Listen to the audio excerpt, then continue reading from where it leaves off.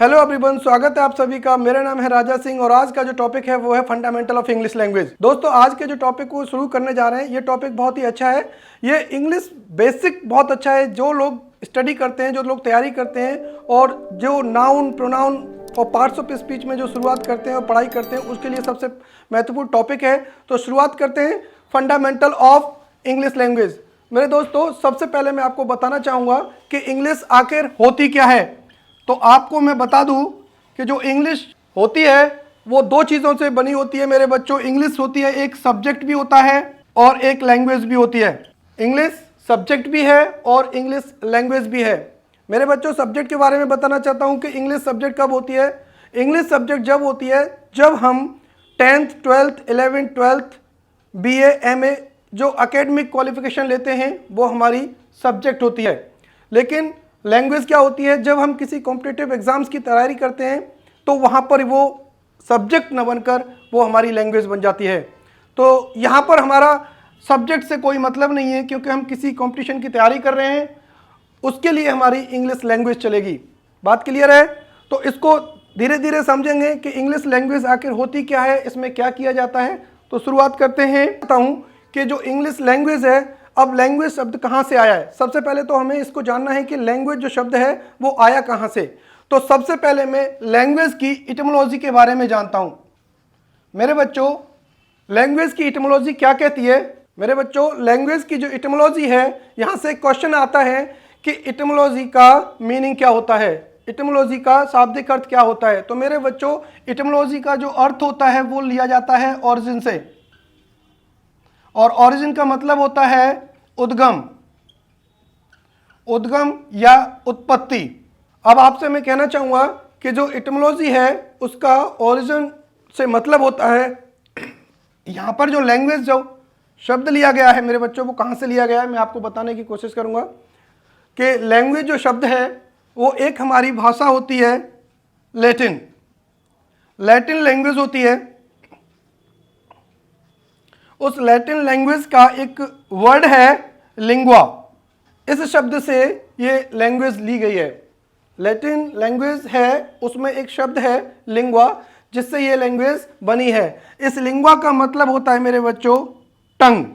इस लिंगुआ का जो अर्थ होता है वो होता है टंग, या इसको हम स्पीच भी कहते हैं, टंग या स्पीच। ये लिंगुआ का जो मतलब होता है वो टंग या स्पीच दोनों से मतलब रखता है। तो मैंने आपको बताया कि लैंग्वेज की इटिमोलॉजी क्या कहती है। जो लैंग्वेज शब्द है वो लैटिन लैंग्वेज के लिंगुआ शब्द से लिया गया है, जिस लिंगुआ का अर्थ होता है टंग या स्पीच। बात समझ में आ गई होगी मेरे बच्चों। तो यहाँ पर मैंने छोटा सा इसका प्रारूप दे दिया, जो आप लोगों के लिए इसमें से एक या दो क्वेश्चन मिल जाता है। सीटेट वगैरह में, super TET, UP TET, KBS वगैरह में इससे क्वेश्चन मिलता है। तो दोस्तों, मैंने आपको अभी समझाया कि लिंगुआ जो लैंग्वेज है वो कहाँ से लिया गया है, लैटिन भाषा के, लैटिन जो लैंग्वेज है उसके जो शब्द है लिंगुआ, वहाँ से लिया गया है। अब मेरे बच्चों, इसके आगे की कोशिश करते हैं। आखिर मैं आपको बताना चाहूँगा कि लैंग्वेज होता क्या है, लैंग्वेज को किस तरीके से पता पड़ता है कि ये लैंग्वेज है। तो मेरे बच्चों, लैंग्वेज की डेफिनेशन कहती है मेरी, ये सोर्स टू एक्सप्रेस, क्या करता है मेरे बच्चों, सोर्स टू एक्सप्रेस, तीन चीजों को एक्सप्रेस करने की कोशिश करता है ये। सबसे पहला मेरे बच्चों आता है थॉट्स, दूसरा है फीलिंग्स, एंड लास्ट है आइडियाज।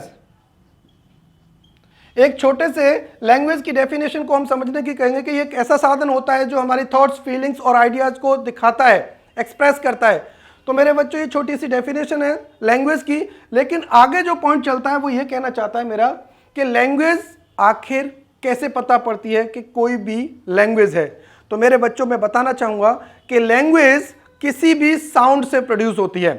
लैंग्वेज कैसे पता पड़ेगा? अगर आप हिंदी बोल रहे हो, इंग्लिश बोल रहे हो, फारसी बोल रहे हो, उर्दू बोल रहे हो, तो उसका केवल कोई ना कोई तो साउंड होगा। तो लैंग्वेज किसी भी साउंड से पता पड़ती है कि ये लैंग्वेज है। तो मेरे बच्चों, मैं आपको बताना चाहता हूँ यहाँ पर, ये जो साउंड्स होते हैं इससे पता पड़ती है किसी भी लैंग्वेज का कोई ना कोई तो साउंड होता है, और साउंड से पता पड़ती है कि ये कौन सी लैंग्वेज है। अगर मैं आपको बात करूं कि साउंड्स मेरे पूरे टोटल कितने होते हैं, तो मेरे बच्चों साउंड्स होते हैं 44। साउंड्स होते हैं 44। अब यहां पर एक क्वेश्चन उठता है कि अगर मैं कहूं कि साउंड्स 44 होते हैं, अगर तुमसे कोई ये पूछे कि ये बच्चे बताओ कि साउंड्स को दो कैटेगरी में डिवाइड कर दिया गया, एक होता है वॉल्स और दूसरा होता है कॉन्सोनेंट्स।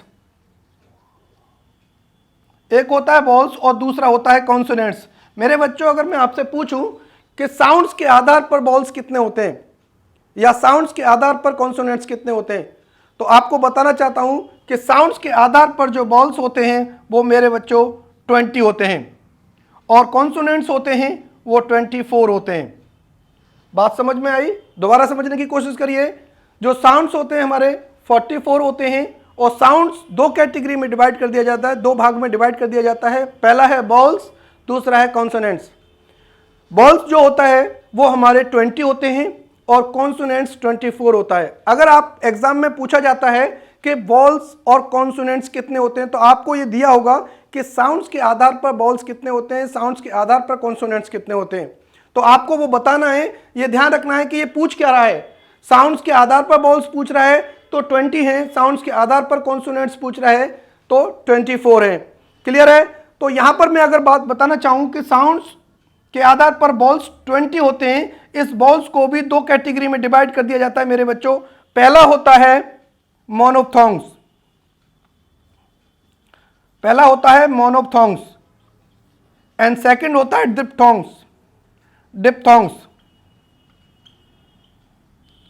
अब मेरे बच्चों समझिए, मोनोप्थोंग्स और डिप्थोंग्स कौन कौन से होते हैं।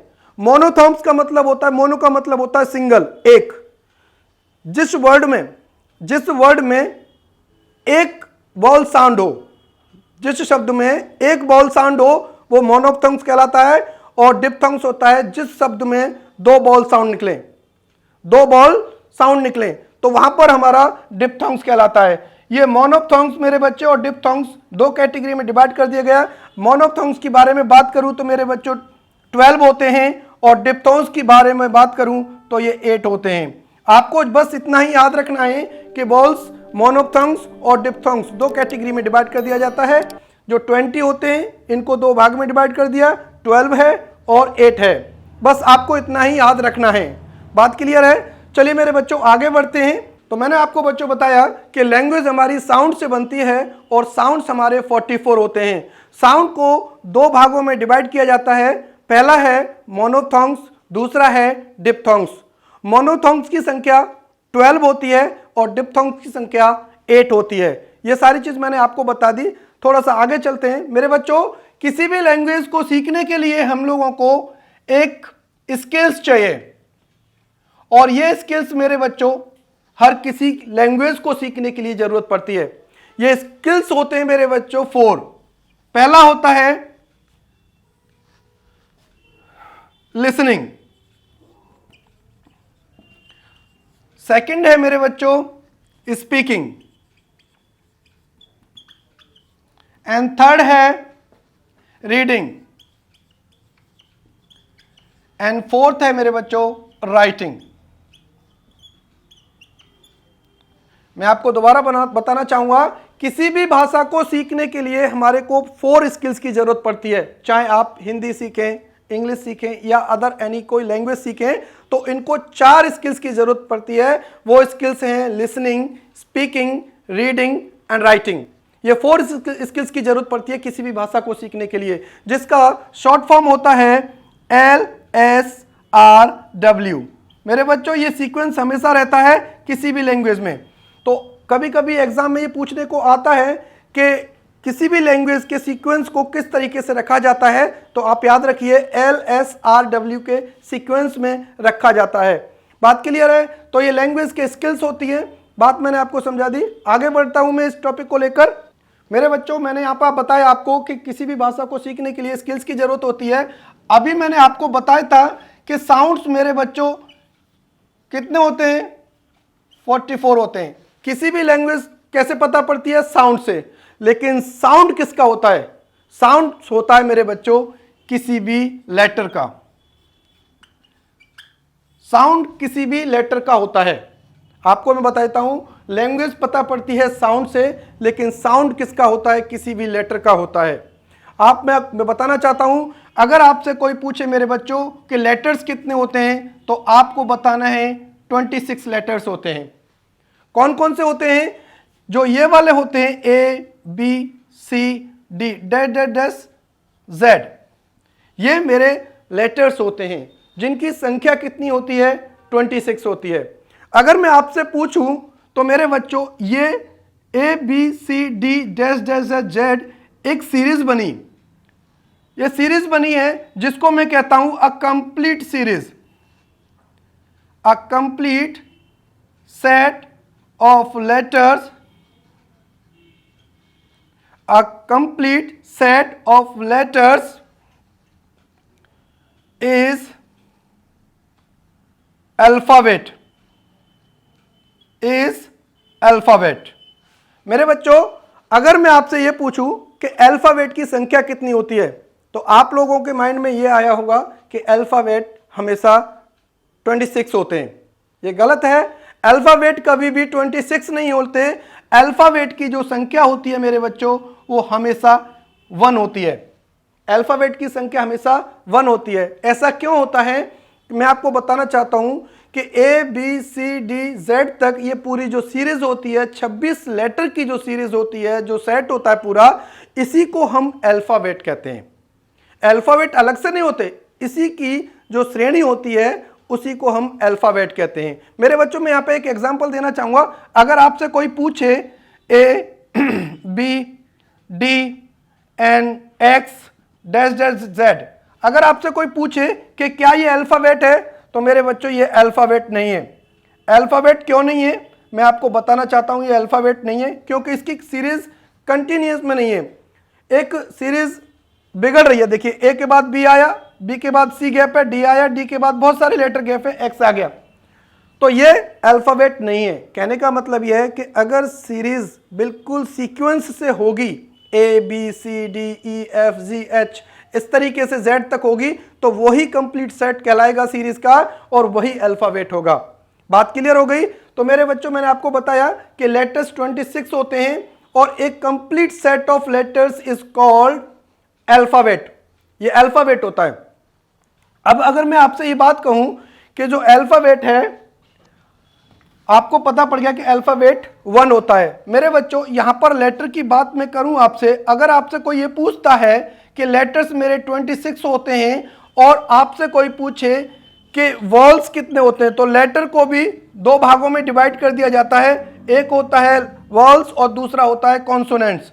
तो मेरे बच्चों यहां पर एक क्वेश्चन फिर मिलेगा आपको। मैंने आपको अभी साउंड्स के आधार पर बताया था कि साउंड्स के आधार पर वॉल्स और कॉन्सोनेंट्स डिवाइड किए जाते हैं। वॉल्स कितने होते हैं हमारे 20 और कॉन्सोनेंट्स होते हैं 24। लेकिन अगर आपसे कोई पूछे कि लेटर्स के आधार पर वॉल्स कितने होते हैं और कॉन्सोनेंट्स कितने होते हैं, तो मेरे बच्चों ये पूरे 26 हैं, ये होते हैं 5 और ये होते हैं 21।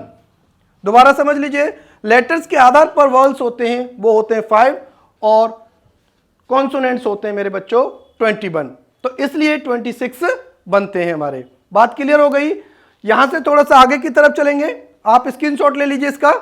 आपको मैंने बताया अभी लेटर्स के बारे में। तो यहां पर देखिए मेरे बच्चों, अगर किसी भी लेटर से और लेटर को जोड़कर, मान लीजिए मैंने लेटर और लेटर को जोड़कर आगे कोई चीज बनाई, वो मेरे बच्चों क्या बनेगा? वो बनेगा एक वर्ड।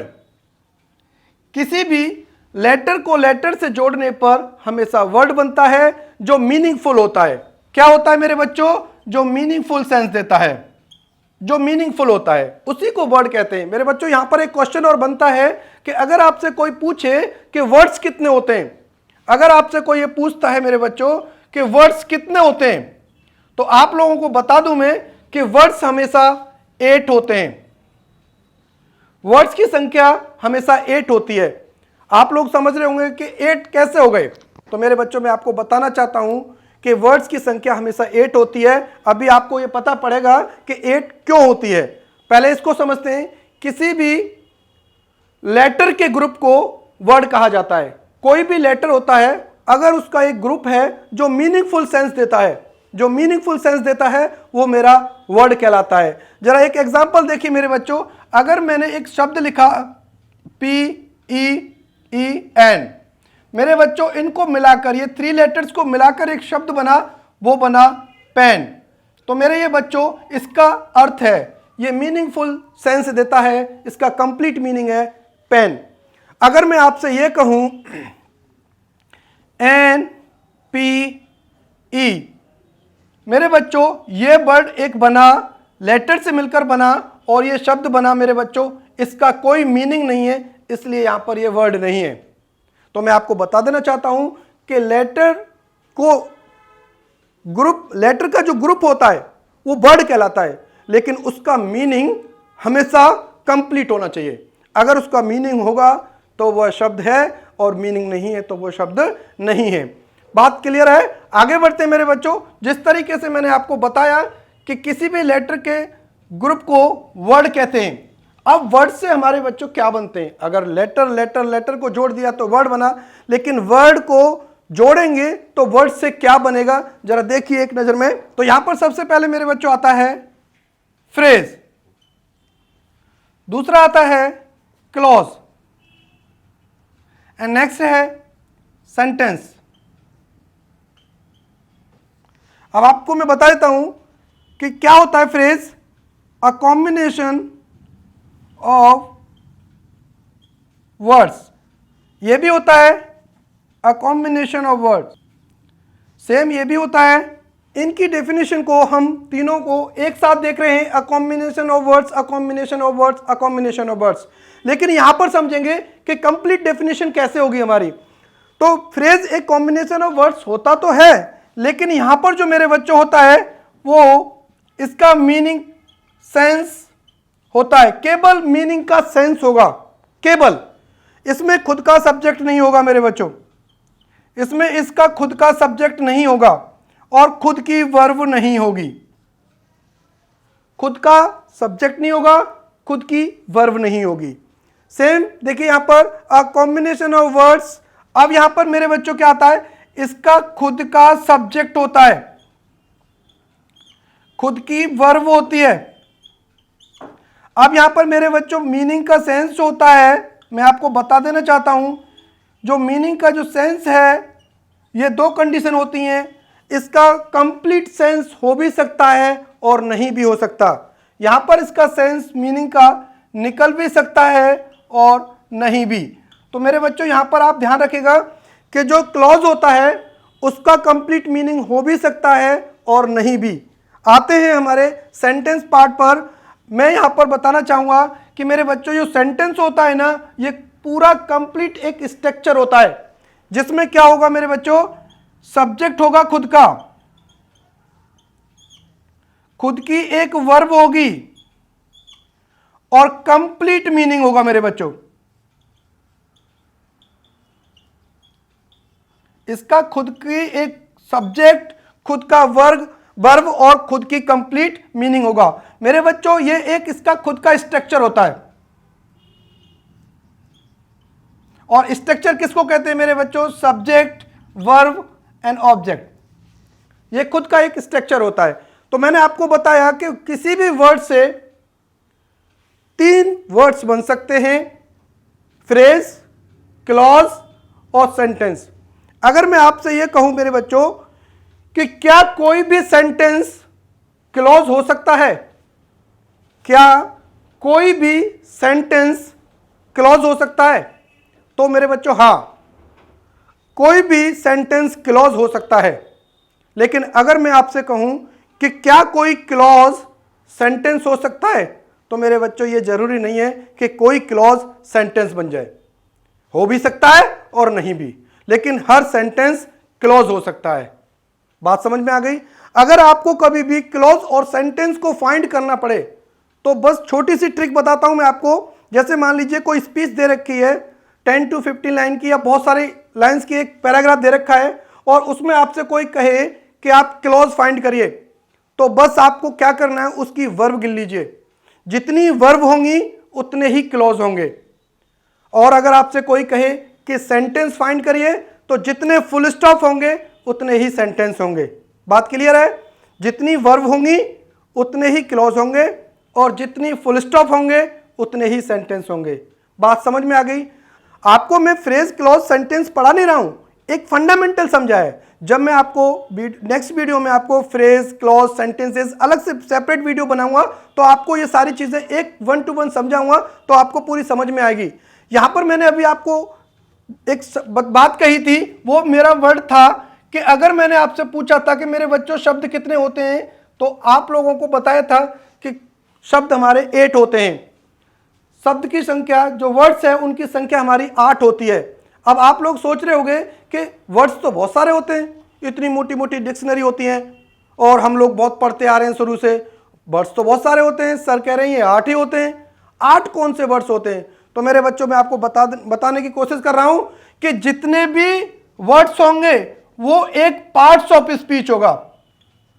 आप लोग देखिए किसी भी डिक्शनरी में कोई भी वर्ड फाइंड करते हैं तो देखा होगा किसी भी शब्द के आगे, जैसे मान लीजिए मैंने यहां पर एक वर्ड देखा डांस, तो मेरे बच्चों यहां पर डांस के आगे एक पार्ट्स ऑफ स्पीच लिखा होगा कोई भी।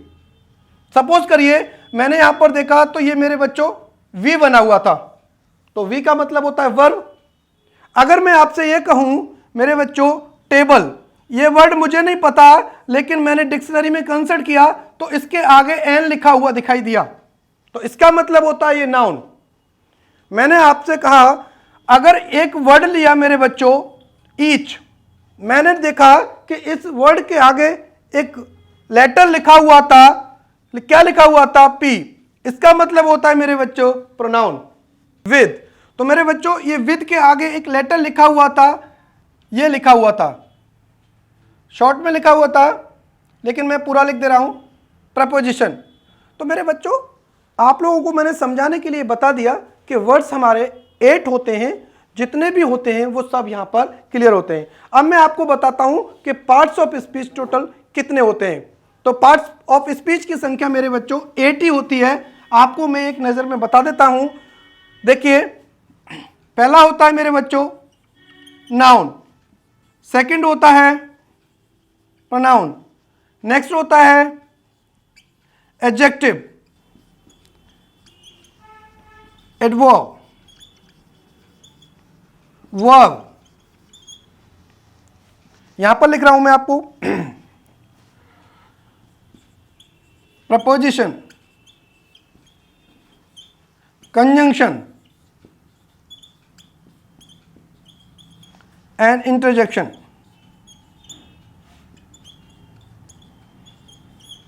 मेरे बच्चों ये जितने भी होते हैं सब पार्ट्स ऑफ स्पीच होते हैं जिनकी संख्या 8 होती है। यही शब्द होते हैं, शब्द आपको अलग से नहीं पढ़ने, यही शब्द होते हैं।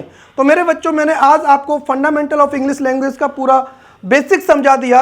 अब ये जितने भी हैं मेरे पार्ट्स ऑफ स्पीच हम एक एक करके सारी चीज़ों को पढ़ेंगे और आपको हर लेक्चर की एक सेपरेट वीडियो मिलेगी। तो आज के लिए इतना ही। आशा करता हूँ आप लोगों को समझ में आया होगा। अगर आपको ये समझ में नहीं आया है तो इस वीडियो को दोबारा देखिए, आपको बेहतर समझ में आएगा। और अगर जब तक आपका टॉपिक क्लियर नहीं हो जाए तब तक आप इस वीडियो को पॉज करके देखते रहिए। मिलते हैं नेक्स्ट टॉपिक में। Thank you, have a nice day.